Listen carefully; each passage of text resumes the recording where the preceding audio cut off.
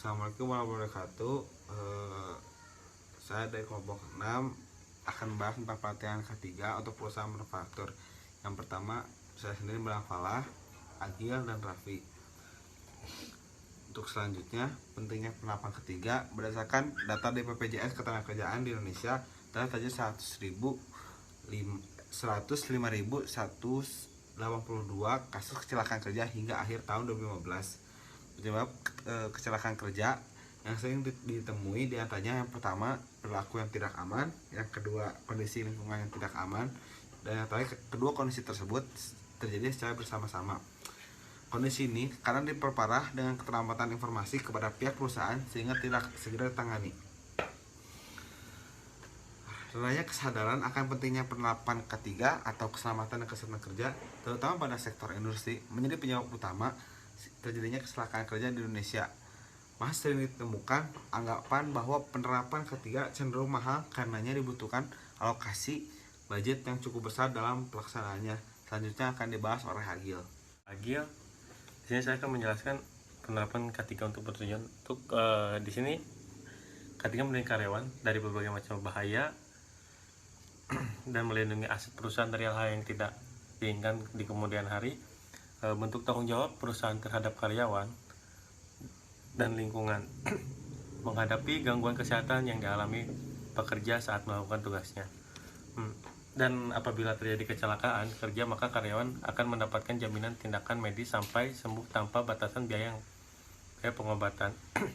Sedangkan untuk karyawan yang meninggal dunia atau cacat tetap akan mendapatkan biaya pemakaman serta pemberian beasiswa pendidikan yang bagi ahli warisnya.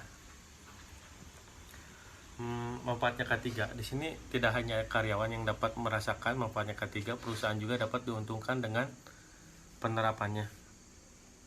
Ketika perusahaan Anda telah menerapkan K3 dalam proses kerja, stakeholder akan meyakini bahwa prosedur kerja perusahaan sudah bagus sehingga terjamin kualitasnya dan hasil kerjanya. Penerapan K3 juga dapat menjadi tolak ukur standar operating procedure atau SOP, sehingga dapat apabila terjadi kecelakaan perusahaan dapat mengidentifikasi bagian proses mana yang salah dan perlu diperbaiki.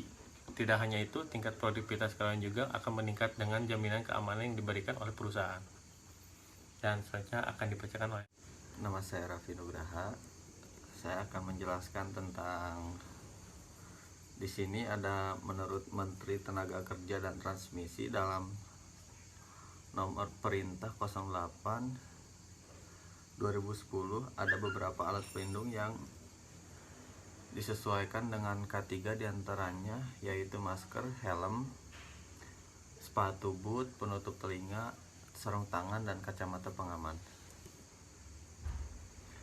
Di sini ada menurut Occupational Safety and Health Administration atau OSHA telah mengidentifikasi penyebab umum terjadinya kecelakaan di gudang, antara lain kesalahan saat mengoperasikan forklift,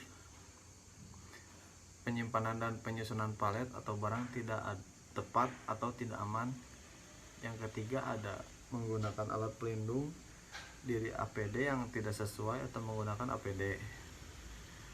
Selanjutnya ada prosedur K3 yang dirancang manajemen tidak memadai. Yang terakhir yaitu melakukan gerakan berulang atau teknik manual handling yang tidak tepat sehingga mengakibatkan cedera tulang belakang, radang otot, dan keseleo hingga cedera pada jaringan lunak. Dalam rangka menerapkan keselamatan dan kesehatan kerja, ini diperlukan juga pengorganisasian secara baik dan benar. Dalam hubungan ini diperlukan sistem manajemen keselamatan dan kesehatan kerja yang terintegrasi dan perlu dimiliki oleh setiap organisasi. Sekian dari presentasi dari kelompok kami. Terima kasih. Wassalamualaikum warahmatullahi wabarakatuh.